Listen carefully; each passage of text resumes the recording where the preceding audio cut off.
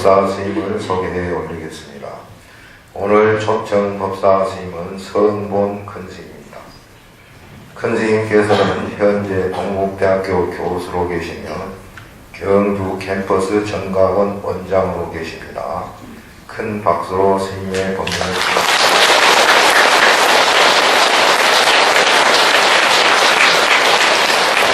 이번에는 모두 함께 큰스님께 삼배를 올리도록 하겠습니다.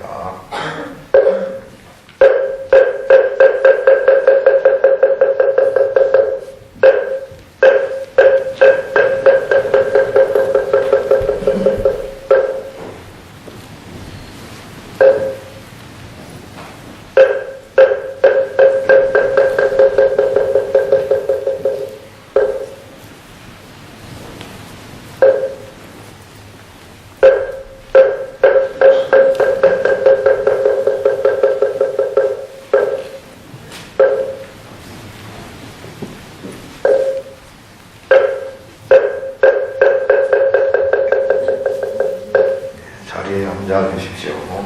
잠시 입정하고 나서 큰스님의 법문을 경청하시겠습니다.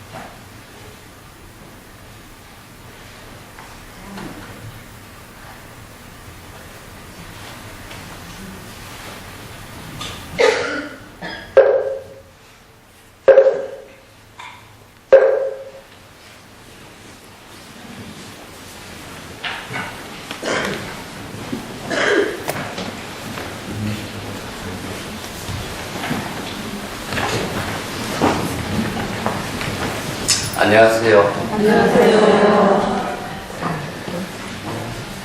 오늘 정월 기도, 7일 기도 해야 하는 날이죠? 네. 여러분, 7일 동안 기도를 어떤 원력을 세우고 기도하셨습니까? 그건 말하면 곤란하죠? 네. 각자 여러분들의 마음 속에서 고이 간직하시면서 기도를 7일 동안 열심히 하셨는데 오늘은 7일을 해야 하는 날 여러분 스스로 다시 한번 내가 일주일 동안 기도를 잘 했는가 한번 잘 반성해보고 다시 한번 성찰해보고 또 새로운 한 해를 좋은 한 해를 만들어 갈 수 있는 지혜를 또 그리고 복덕을 함께 부족할 수 있는 그런 시간이 되기를 바랍니다. 여러분들 불법을 배우는 이유 또 부친 도량에 우리가 함께 동참하는 의미가 사실상 모든 사람들이 영원하고 있는 그 기도의 근본 원력이 거의 똑같다고 할 수 있죠. 말 안 해도 제가 다 알고 있습니다. 그 영원한 원력이 뭘까요? 첫 번째는 건강한 삶이 되도록 하자. 우리 나뿐만 아니라 우리 가족이 모두 건강한 한 해를 잘 될 수 있도록 하자 하는 것이 첫 번째인 것이고, 두 번째는 우리들의 모든 일이 부처님의 원력과 덕행과 지혜의 힘으로 모두 잘 함께 원만하게 잘 이루어지기를 바랍니다. 그리고 또 하나의 더 큰 불보살의 원력은 뭘까요? 우리들의 기도의 원력이 주위의 모든 사람과 일체 중생과 함께 동참해서 좋은 원력의 삶을 함께 나누는 그 일을 할 수 있도록 해주십사. 제가 이야기하는 세 가지 가운데 다 들어있습니까? 네. 그렇습니다. 부처님은 어떤 분이셨느냐 여러분 잘 아시겠지만은 길을 안내하는 분이었죠. 그래서 대도사, 3개의 대도사라고 말씀하셨어요. 길을 안내한다라고 하는 것은 우리 인생의 삶을 사는데 알지 못하는 길, 어둡고 미혹해서 어느 길로 가야 될지 모르는 길, 그 길을 지혜의 방명으로 밝게 비추어서 안내해 주는 것. 그래서 이제 불교에서 가장 많이 강조하고 있는 것이 지혜라는 말을 쓰죠. 네. 그래서 오늘은 길을 가는 사람이 건강해야 된다는 점. 자, 건강을 하더라도 어떻게 건강해야 될 것인가 하는 것을 한번 생각해 보자. 또 지혜로운 길을 어떻게 가야 되는가 하는 점. 그리고 그 지혜로운 길을 가면서 자기 자신과 이웃과 가정과 또 일체 중생과 일체의 모든 유정무정 만물과 함께 그 지혜의 덕을 나눌 수 있는 길을 어떻게 가야 될 것인가. 자, 이것을 한번 이 시간에 제가 이야기하고자 합니다. 세계 건강기구 후라고 하는 보건 건강기구에서도 우리가 인간이 건강한 삶을 살아가는 데는 어떤 것이 가장 건강한 삶을 사는 것이냐 기준을 설정했어요. 첫째는 건강하게 사는 것은 육체적으로 건강해야 되겠죠? 몸이 건강해야 됩니다. 몸이 건강하지 않으면 우리들의 좋은 삶을, 바른 길을, 또 보살도의 삶의 길을 할 수가 없어요. 그 몸이 건강하기 위해서는 우리가 어떻게 살 것인가? 이것은 말하지 않아도 여러분 잘 아시죠? 네. 예, 음식을 잘 먹고 건강하게 운동하고 하는 일입니다. 그것이 몸을 건강하게 살기 위해서 요즘에 얼마나 많은 사람들이 건강에 관심을 갖고 있습니다. 이게 조금 지나치면 무엇이냐? 욕망으로 떨어져요.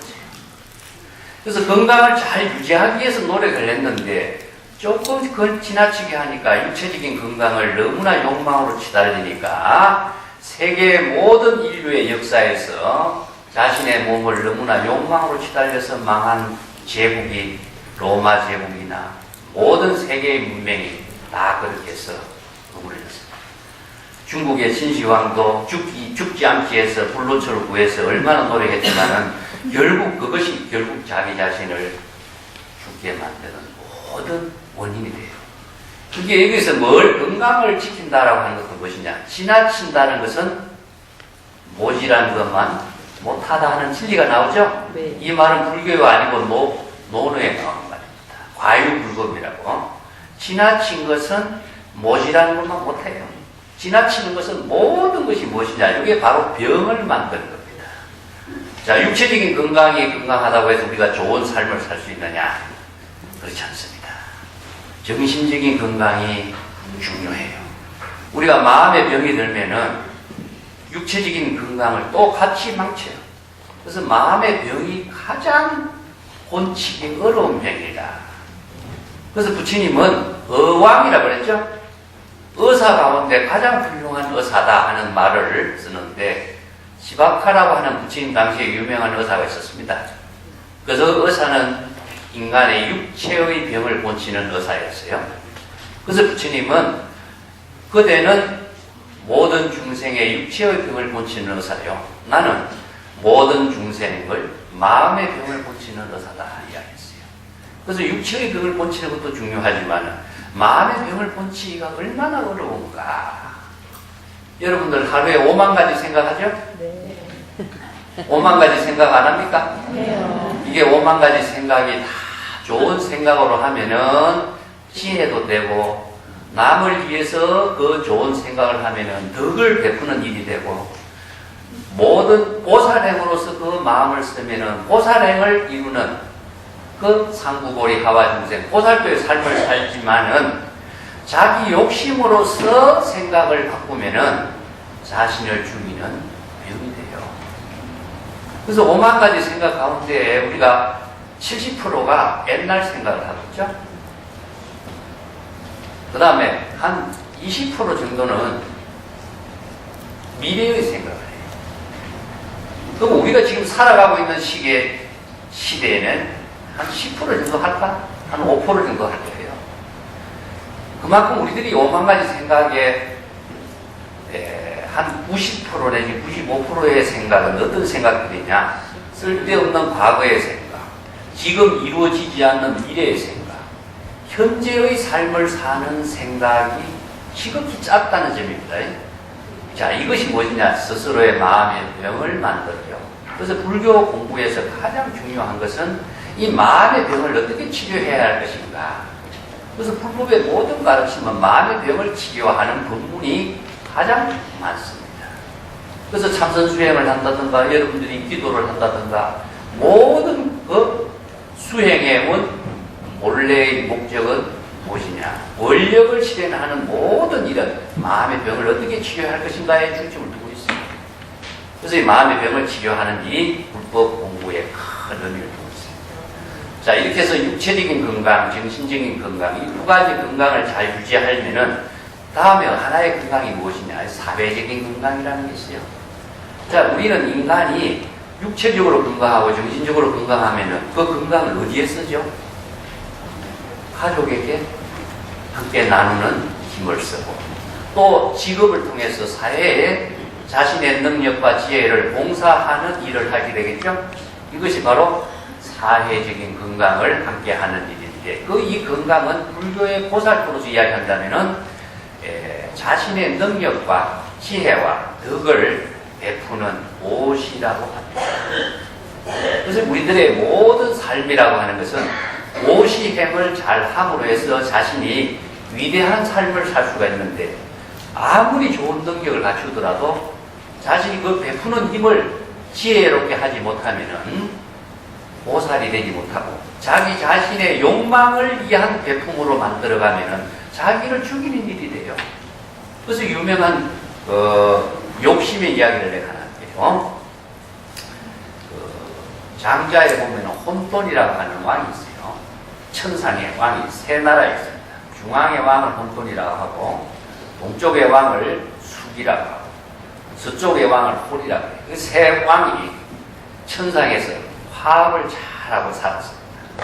그래서 이제 동서의 숙과 홀이 중앙의 왕인 혼돈에 있는 곳에 가서 회의를 항상 해서 서로 세 나라가 싸움을 하지 않고 평화를 잘 유지하면서 사니까 우리가 이렇게 모든 국민들도 천하도 평화롭게 살 수가 있게 된다. 그래서 이제 숙하고 홀이 중앙에 있는 혼돈왕을 위해서 우리가 이렇게 평화롭게 살 수 있도록 해준 덕은 이 혼돈의 왕이 잘 화합을 시켜주기 때문이다. 그래서 혼돈왕에게 우리가 선물을 하나 해야 됩니다. 그래서 어떤 선물을 결정했느냐 하면은 우리가 지상에 인간이 살다 보니까 구멍을 가지고 오게 갖고 있더라. 그 구멍이 어디에 있느냐? 얼굴에 달려있습니다. 눈이 두 개죠? 네. 콧구멍이 두 개죠? 네. 귀가 두 개고 입이 하나입니다. 그래서 7개 구멍을 갖고 있죠? 네. 근데 지상의 인간들이 7개 구멍을 가지고 보고 싶은 거 다 보고 좋은 향기도 다 맡고 좋은 소리 음악도 다 듣고 또 먹고 싶은 것도 다 먹고 하고 싶은 말도 마음대로 하고 얼마나 좋게 살고 있는가. 그래서 이 혼돈왕에게 우리가 7개 구멍을 선물을 하자 해서 하루에 하나씩 구멍을 뚫어 줍시다. 그래서 이제 7개 구멍을 뚫어서 7일 동안 구멍을 다 뚫어서 눈 2개, 구멍 2개, 귓구멍 2개를 뚫고 입을 마지막에 뚫고 나니까 7일 만에 구멍은 7개 다 뚫었는데 혼돈왕은 죽게 됩니다. 혼돈왕 살해 사건이 생긴 거죠? 여기 이제 노장자에서 이야기하고 있는 것은 자연이라고 하는 존재는 외부의 힘을 쓰면은 자연 그 자체의 생명을 잃어버린다는 이야기입니다. 우리 불성도 자연입니다. 우리의 청정한 진여 본성도 중생심이라고 하는 욕망의 힘을 거기에다가 집어넣으면은 우리 불성이 죽어요. 그래서 우리가 부처의 지혜로운 삶을 살아야 되는데 부처의 지혜로운 삶을 살지 못하는 것이 뭐냐? 중생의 욕망인 겁니다. 그 중생의 욕망이 무엇인가? 우리가 불교에서는 번뇌망념이라고 하죠. 이 번뇌망념이 어떻게 생기느냐? 자기 생각대로 자기가 하고 싶은 대로 자기가 먹고 입고 말하고 싶은 대로 하는 것은 다 욕망에 들어가죠. 그래서 이제 불교에서는 이 중생이 자기 자신을 파멸시키는 가장 큰 원인은 이 욕망이 자기 자신을 지혜롭지 못하고 하고 인격적인 삶을 살지 못하고 자기 자신을 병들게 하게 하는 원인이다. 이 원인의 신병을 치료하는 법문을 쓰라는 것이 부처님의 법문이에요. 그래서 혼돈왕이 7일 만에 죽고 나니까 사람이 죽고 나니까 아무런 쓸모가 없죠. 자, 그래서 또 재미나는 것이 뭐냐, 우리가 불교에서 이야기하고 있는 안입이 설신이란 말 알죠? 네. 눈, 귀, 코, 입입니다. 이게 바로 자기 생각대로 보고 듣고 맛보고 향기 맡고 말하는 중생심인데, 뭐 이런 이야기도 있어. 선에는 그 얼굴끼리 싸운 겁니다. 서로 잘난 이야기가. 입이 자기 코에게 뭐라고 하냐면은, 당신은 왜 내보다 윗자리에 위치하고 앉느냐 이거. 내가 말을 하고 내가 음식을 먹고 내가 육체를 유지하고 할 수 있는 모든 에너지의 주 역할을 내가 하고 있는데, 당신은 아무 일도 하지 못하면서 왜 코가 얼굴 가운데 자리 갖고 중앙에 위치하고 있느냐. 이게 코가 이야기하는 거죠. 코는 중국에서는 5가지 산이 있어요. 오압이라고 하는데, 코는 바로 중심에 되는 산이다. 이 중심에 되는 산이 자리를 바로 잡고 있어야 5가지 산이 쭉 이렇게 안정된 모습을 갖추게 되는 것이다. 그러니까 코가 가만히 그러고 보니까 눈이 자기 위에 있거든요. 그래서 눈 보고 이야기합니다. 너는 무슨 일을 하는데 내보다 윗자리에 앉아있느냐. 이게 눈이 하는 말이, 나는 태양과 달과 같이 모든 사물을 잘 보고 판단하고 가야 될 때 가지 않을 때를 판단할 수 있는 그런 눈을 갖고 있다. 내가 눈이 없다면 네가 가는 길을 제대로 갈 수 있겠느냐? 그렇기 때문에 내가 얼마나 중요한 역할을 하고 있느냐. 그래서 내가 너보다는 윗자리에 있어야 된다. 그게 눈이 그러고 나서 보니까 자기 위에 위치하고 있는 눈썹이 있죠? 그 눈이 눈썹 보고 이야기해요. 당신은 뭐 때문에 나보다 윗자리에 앉아있느냐. 그게 눈썹이 하는 말이, 나는 사실상 아무 역할도 못하고 있다. 말하는 것도 아니고 냄새 맡는 것도 아니고 귀로 듣는 것도 아니고 아무 역할도 못하고 있지만은, 그래도 생각해봐라. 내가 얼굴의 맨 밑에, 입 밑에 붙어 있으면 어떻게 되겠냐. 이런 이야기입니다. 자, 여기에 불교 선에서는요, 이 눈썹을 우리가 본래 면목이라고 해요. 본래 면목. 여러분 들어보셨죠? 네. 우리들의 부처님의 마음을 쓰는 지혜를 본래 면목이라고 해요.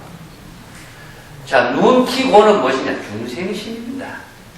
자기가 본 대로 이야기하고, 자기가 들은 대로 더 말하고, 자기가 하고 싶은 대로 이야기하고, 먹고 싶은 대로 먹고, 이렇게 해서 우리 얼굴을 망치게 하고, 우리 몸을 망치게 하고, 마음을 병들게 하는 죽음은 결국 어디에 있습니까? 눈하고, 코하고, 귀하고, 입에 있죠.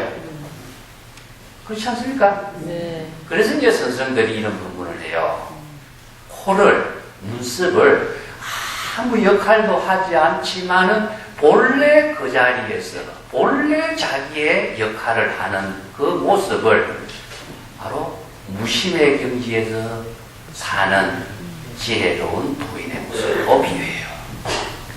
너무 자기 본대로 들은 대로 이야기를 하다 보니까 사람들은 자기 주장이 너무 강하죠. 그래서 이제 자기 자신은 욕망을 채우는 일이 되겠지만 남에게는 그것이 뭐게 되겠어요? 궁극적으로 상처를 주게 되는 일이 되겠죠? 거기에서 생기는 병이 무엇이냐? 자기도 괴롭고 남도 괴롭게 해요. 그래서 이제 불법의 모든 가르침에는 눈, 귀, 코, 입이라고 하는 욕망의 모든 죽음을 자, 본래의 모습으로 되돌아가도록 하자. 그 본래 면목을 불교에서는 그래서 부처님의 마음이라고 합니다. 그래서 중생의 마음하고 부처님의 마음을 2가지로 나누어서 중생의 모든 마음의 작용은 번뇌 망념의 병을 만들어서 자기 자신도 괴롭게 만들고 또 남도 괴롭게 만들고 상처를 줄 수가 있으니까 우리들이 본래 무심의 경지에서 편안하고 자신도 편안하고 모든 지혜도 나눌 수 있도록 하자. 그 대표적인 이해가 물과 나무입니다. 물은 본래의 자신의 모습을 드러내지 않고 자신의 항상 낮은 대로 흘러가고 있죠? 이게 이제 우리가 물과 같이 살아라 하는 지혜를 이야기해요. 그래서 물은 아무리 대나무가 빽빽하게 서 있어도 어떻습니까? 물이 흘러가는데 서로 방해가 되지 않죠? 그래서 대나무 밭에 물이 흘러가면서 대나무에게 생명수를 제공하면서도 물은 자신의 어떤 역할을 했다는 것을 과시하지도 않고 자기의 흘러가는 일, 그것이 자기의 본분사라고 해요. 자신의 존재를 과시하지 않고 시제인연의 자기 역할만 합니다. 그 다음에 산의 모습도 마찬가지입니다. 산의 나무가 아무리 빽빽히 서 있어도 복잡하다 비좁다 소리 안 해요. 각자 태양의 빛을 받아서 자신의 생명을 골고루 나누는 역할. 그것이 자기 자신의 본분사의 생명이 많은 사람들에게 생명을 나누는 겁니다. 이런 모습을 불교에서는 부처님의 모습이다 그래요. 여러분, 우리가 비로자나불 아시죠? 네. 비로자나불 어디에 있습니까? 성지순례 가면 오대산에 가죠? 청정급신 비로자나불. 자, 부처님이 어디 계십니까? 여러분, 잘 진짜 봅시다. 오대산에 부처님 계십니까? 어떤 환경에서 이 부처님이 이 온 우주에 가득 차 있다. 부처님이 안 계신 곳이 없다. 그렇게 이야기하죠? 그러면 여러분 부처님 어디 계신가 보십니까? 지금 법당에 모시는 부처님도 부처님이고, 그럼 이 부처님 말고도 수없이 많은 부처님이 있는데 부처님 어디인지 이제 아셔야 되겠죠? 그래서 여러분들이 불법을 공부하려면 우선 부처님이 무엇인가를 알아야 되고 부처님의 역할이 무엇인가를 알아야 돼요. 그러면 중생이 무엇이고 중생의 병이 무엇인가를 알지 못하면은 중생의 마음하고 부처님의 마음을 내가 만들어낼 수가 있어야 되는데 그 부처가 무엇인지 모르면 안 되겠죠? 부처님 이야기를 좀 하겠습니다. 여러분 부처님 어디인가신가 잘 살펴보세요. 그 환경에 부처님의 몸이 불신충만 법계라고 합니다. 부처님의 몸이 법계, 우주 법계에 가득 차 있어요. 그런데 부처님이 안 계신 곳이 없죠? 그래 어떤 행자가 법사님을 따라서 법당에 들어옵니다. 근데 이 행자가 이 법사님을 골탕을 먹여보려고 부처님을 향해서 침을 뱉어요. 이게 법사님이 뭐라 그래? 이 행자 녀석이 버릇이 없이 부처님을 향해서 침을 뱉는 이런 못된 행위를 하느냐 하니까 이 행자가 법사님한테 어떤 이야기를 하냐면 이 우주 법계에 부처님이 가득 차 있는데 부처님 없는 곳을 나한테 가르쳐 주시면은 내가 부처님 없는 곳에 침을 뱉겠습니다. 그러니까 이 법사가 부처님 없는 곳이 어딘지를 몰라. 여러분들 아세요? 그걸 모르면은 안 되겠죠, 이제. 오늘 그것은 알아가야 되겠죠? 그런 말을 하는 선어록에 나옵니다. 선생들은 이런 지혜를 현재 여기에서 깨달아 체득하도록 설법을 해요. 또 어떤 도사가 있어요. 도교의 도사가 어떤 스님을 따라서 이제 법당에 이렇게 부처님 도량에 왔어요. 여러분들처럼. 여러분들이 법당에 오면 부처님을 마주하고 앉죠? 네. 왜 마주하고 앉습니까? 부처님께 예도 올리고 부처님을 마주해야 내가 부처님 모습과 하나가 돼요. 아시겠죠? 네. 그것은 부처님을 등지고 있으면 내가 부처님이 보이지 않기 때문에 부처님 모습과 내가 하나가 될 수가 없어요. 그래서 법당에 들어오면은 자연스럽게 부처님을 마주해서 앉아서 부처님께 예의를 올리고 부처님께 예배를 올리는 그 모습이 내가 부처가 된 모습이에요. 아시겠죠? 네. 그래서 부처님을 마주와서 앉고 예배를 드리는데 이 도사는 부처님을 덕을 띄고 나처럼 이렇게 앉는 거예요. 그래서 이제 법사님이 법당에 오면은 부처님을 마주해서 예배를 올리고 이렇게 앉아야 됩니다. 하니까 부처님이 우주 법계에 가득 차 있는데 꼭 법당에 등신불로 앉아 계신 부처만이 부처냐? 나는 우주 법계에 있는 부처님을 다 보고 앉아있다 이렇게 이야기해요. 그러니까 법사가 할 말을 또 못해요. 이 법사는 안목이 없는 법사죠.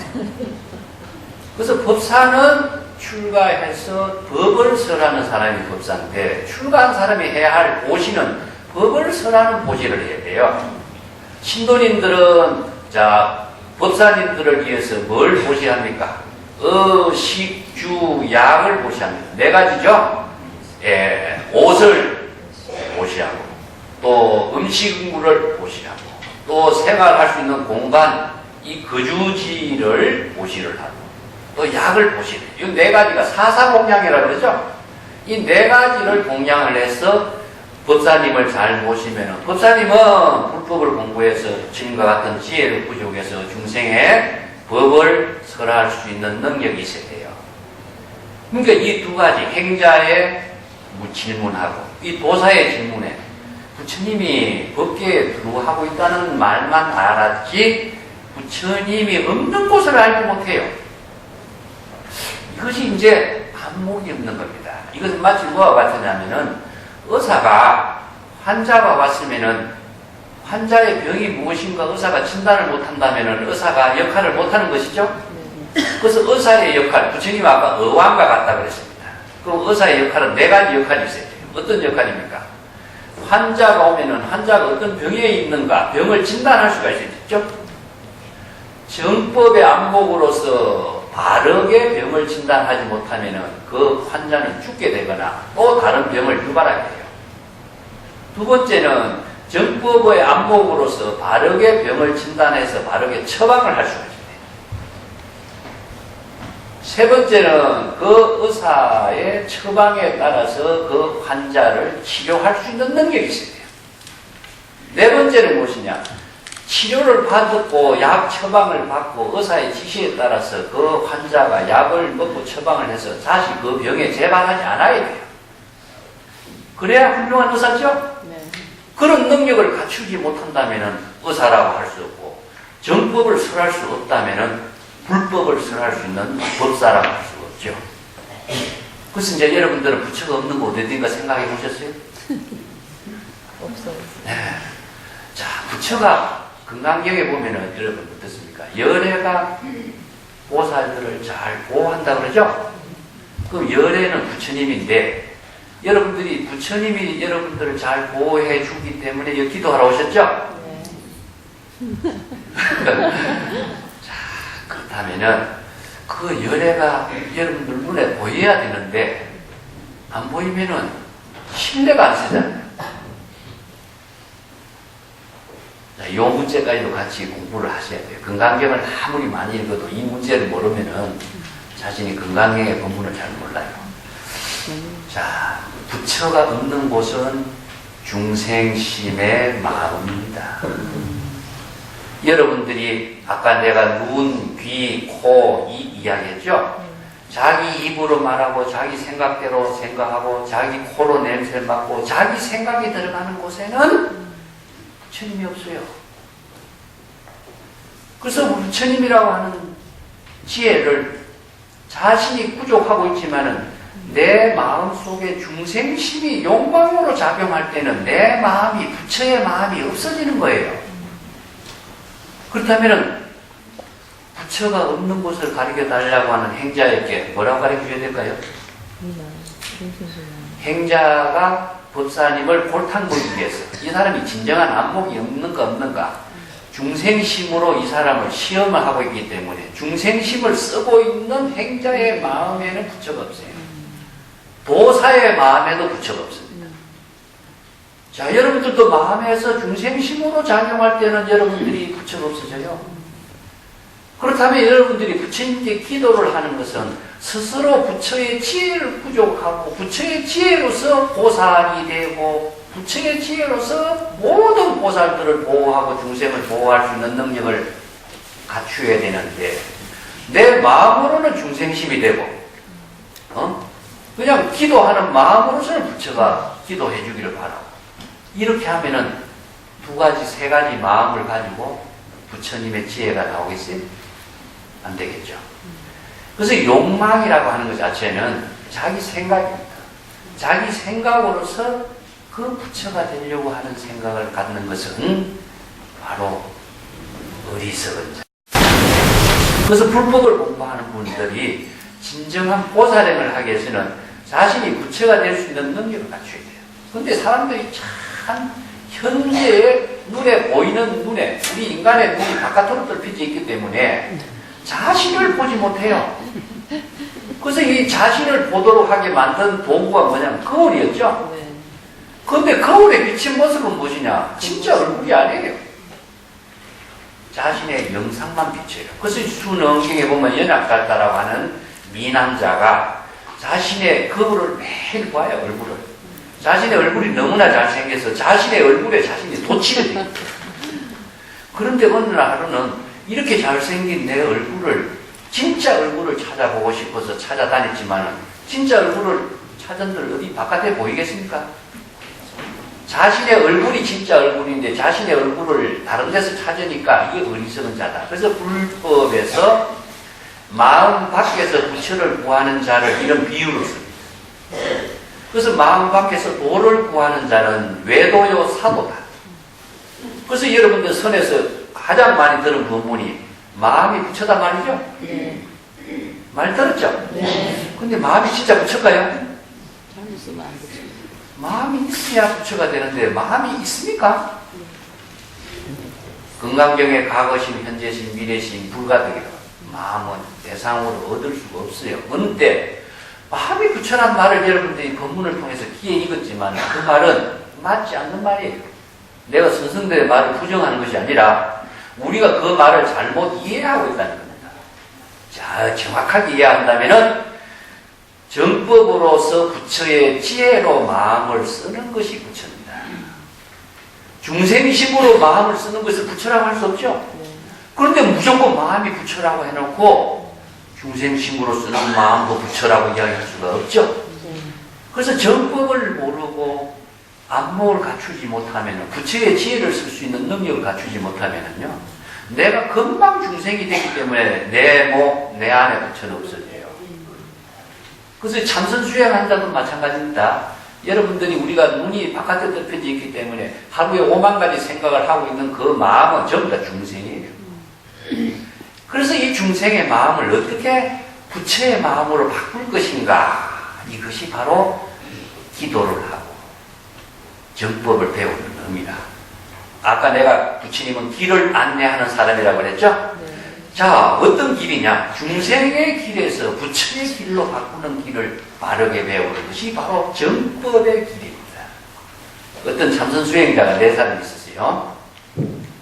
그래서 이제 여름에 시원한 여름이니까 촛불을 가운데 켜놓고, 옛날에 산중에 전기가 안 들어오니까 촛불을 가운데 켜놓고 참선 수행자가 4명이서 묵은 말을 하지 않는 참선 수행을 하고 있었습니다. 그래서 이제 바람에 서늘하게 들어오다가 갑자기 센 바람에 딱 들어오면서 촛불이 탁 꺼져버렸어요. 이렇게 밝은 공간에서 갑자기 어둡게 되니까 참선 수행하면서 말을 하지 않고 참선 수행하는 스님 4명 가운데 한 사람이 시자야, 이거 불 꺼졌으니까 불 좀 켜라. 그 옆에 이제 앉아있는 스님이 무건 수행하기로 해놓고 와 이걸 그 옆에 앉아있는 스님이 너는 왜 또 이걸 그래서 마지막에 4번째 앉은 사람은 그래도 끝까지 이거 앉는 사람은 나뿐인데 네 사람보다 입을 열었죠? 참선 수행자는 이렇습니다. 이만큼 우리들의 인간은 눈에서 귀에서 보이는데 바로 망념이 일어나고 대상경계가 일어나고 보기 싫은 사람이 보이면 보기 싫다 하고 보기 좋은 거 보면 좋아서 어쩔 줄 모르고 이게 바로 중생심의 마음이기 때문에 그 마음을 우리가 못 쓰게 하는 건 아니에요. 그렇지만 거기에 빠져버리면은 뭐 되느냐? 지나치게요. 지나치게 되면은 뭐가 생기냐? 탐욕에 빠지면은 자신을 구제할 수가 없어요. 그래서 자신을 항상 바로 잡아 나갈 수 있는 지혜를 가지고 있어야 된다. 그것이 만약 부처님의 마음으로 되돌아가게 하는 길을 알아야 돼요. 그것이 바로 정법의 길이고 불법의 길인데 그것은 궁극적으로 누구를 위한 길이 아니라 자신의 부처의 지혜와 덕을 이루는 생명의 길을 우리는 찾아야 됩니다. 생명 그 자체의 힘은 남이 나에게 제공해 주지 않아요. 자연과 같은데, 자연은 아까도 이야기했지만은 외부의 힘이 들어가면 안 돼요. 스스로의 모든 자체적인 지혜의 힘을 쓸 수 있는 능력을 부족하고 있어요. 그래서 우리들은 불교에서는 일체 중생이 모두 불성을 부족하고 있다 그러죠? 그 불성을 부족하고 있지만은 불성을 부처의 지혜로 바꿀 수 있는 능력은 무엇이냐? 자신이 그 길을 알아야 됩니다. 자, 여기서는 다른 의사가 나를 치료해 주기를 바라는 것이 아니라 내가 부처의 지혜를 갖춘 의사가 되고 내가 부처의 지혜를 갖추어서 정법의 길을 중생의 번뇌 망념의 숲에서 깨달음의 지혜의 길을 갈 수 있는 자신을 부처의 길로서 인도할 수가 있어야 돼요. 왜냐? 남이 나를 제대로 해줄 수가 없어요. 아까 금강경에 이야기했지만은, 자, 만내 지혜의 작용이 부처라고 하는 말하고, 열애가 보살을 잘 보호한다는 말하고, 두 가지 말이 있습니다. 이 두 가지 말의 틀린 점이 무엇인가 여러분들 눈치챘나 모르겠네. 열애가 잘 보호해준다고 한다면은, 불법은 마음의 지혜의 작용이 부처라고 하는 말이 맞지 않는 말이 되겠죠? 둘 중에 하나는 잘못된 말이에요. 그죠? 마음의 지혜의 작용이 부처라고 하는, 마음의 지혜의 작용이 부처가 된다는 것은 내가 부처의 지혜로운 삶을 살 수 있는 능력을 갖춘다는 이야기인데, 열애가 보살을 잘 보호해준다고 한다면 열애가 있기 때문에, 나를 보호해주기 때문에, 나는 열애 부처님에게 기도만 열심히, 신에게 기도 열심히 하는 거와 똑같이 부조가 되겠죠, 그죠? 불교에는 두 가지를 다 가지고 있어요. 삼세 제불이 법계에 부처님의 몸이 두루하기 때문에 부처님이 안 계신 곳이 없어요. 근데 그 부처님의 지혜를 내가 함께 나누기 위해서는 내가 부처가 되어야 돼요. 내가 중생심으로서는 그 부처의 지혜와 덕을 감흥을 이룰 수가 없어요. 무슨 말인지 아시겠습니까? 감흥이라고 하는 것은 나는 중생심이고 저는 부처님의 마음이고 하는 것은 물과 기름과 같아요. 내가 아무리 좋은 감흥을 나누고 싶어도 물하고 기름하고가 서로 섞이질 않아요. 그래서 물이 물로서 서로 섞일 수 있도록 해주는 힘이 있어야 돼요. 그 내가 부처님, 그래서 유불역 부처님과 부처님과는 감흥을 이루는데 부처님과 중생과는 감흥이 아니라, 그래서 여러분들 기도할 때 어떤 마음으로 기도해야 되느냐? 내가 무심의 경지, 부처님의 마음으로 기도를 해야 돼요. 그래서 내 욕심만 가지고 기도를 하면 그 기도 감흥이 일어나겠습니까? 그래서 감흥이 되는 부처님이 있고 내가 부처의 지혜를 이루는 부처가 돼야 돼요. 그래서 이 기도의 힘을 함께 나누도록 하는 길을 불법의 가르침으로 제시해놨습니다. 그리고 이 힘은 보시행을 통해서 이루어져요. 자, 보시라고 하는 말은, 자, 여러분들이 자신의 지혜와 능력을 베푸는 것도 보시고, 물건을 나누는 것도 보시고, 또 요새 우리가 사회적으로 이야기한다면은, 사회적으로 수없이 많은 전문가들이 있습니다. 이 전문가들이 자신의 능력을 베푸는 일을 직업이라고 하는데, 이것은 사회적인 건강이라고 그러죠? 사회적인 건강은 직업을 통해서 능력을 베푸는 일을 통해서 이 사회가 많은 사람들이 함께 잘 살 수 있는 사회를 이루어요. 그래서 불교의 보시 정신도 똑같습니다. 여러분들이 아무리 좋은 능력을 갖고 있어도 베풀지 않으면은 그것은 자기 자신의 좋은 삶을, 건강한 삶을 살 수가 없어요. 아무리 좋은 능력을 부족했더라도 그것을 베푸는 것에 의해서 자신은 위대한 보살의 삶을, 지혜로운 삶을, 부처의 삶을 살아요. 그래서 베푼다라고 하는 의미는 목적을 두고 있는 것은 그건 거래행위예요. 그 불교에서는요, 무주상보시라고 해서 목적을 두지 않아요. 그리고 대상을 두지 않아요. 자신의 생명을 나누는 보시를 하는 것을 위대한 보시, 위대한 보살도의 삶이라고 해요. 그래서 이러한 삶은 아무나 할 수 있느냐? 절대 할 수 없어요. 원력을 크게 세운 사람만이 할 수 있습니다. 그래서 불교의 모든 가르침은 원력을 실행하는 종교이지 목적을 이루는 종교라고 하지 않아요. 그래서 기독교 같은 경우도 그대가 기도를 열심히 했는데 또 무슨 보상을 바라려고 하느냐 이런 말이에요. 자, 여러분들이 기도를 열심히 한 그 기도의 공덕의 회양이라고 하는 것은 보상을 통해서 이루어지는 것이 아니라 기도하는 그 보살도의 지혜로운 삶을 통해서 다 이루어집니다.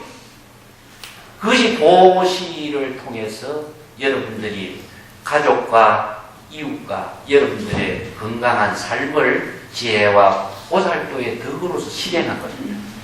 그래서 불법의 모든 가르침은 바른 지혜를 부족하고 바른 지혜를 통해서 자신의 병을 치료할 수 있는 능력을 부족하고 중생의 번뇌망념의 숲에서 깨달음의 부처의 집으로 자신을 잘 인도할 수 있는 길을 갈 수 있도록 하는 안내자입니다. 그것이 자기 자신에게도 그런 삶을 능력을 갖추는 사람은 가족, 주위, 모든 사람들에게도 함께 나눌 수 있는 힘을 베풀 수가 있습니다. 5번 기도가 그렇게 잘 해양이 될 수 있도록 바라면서 오늘 제 이야기는 마치겠습니다.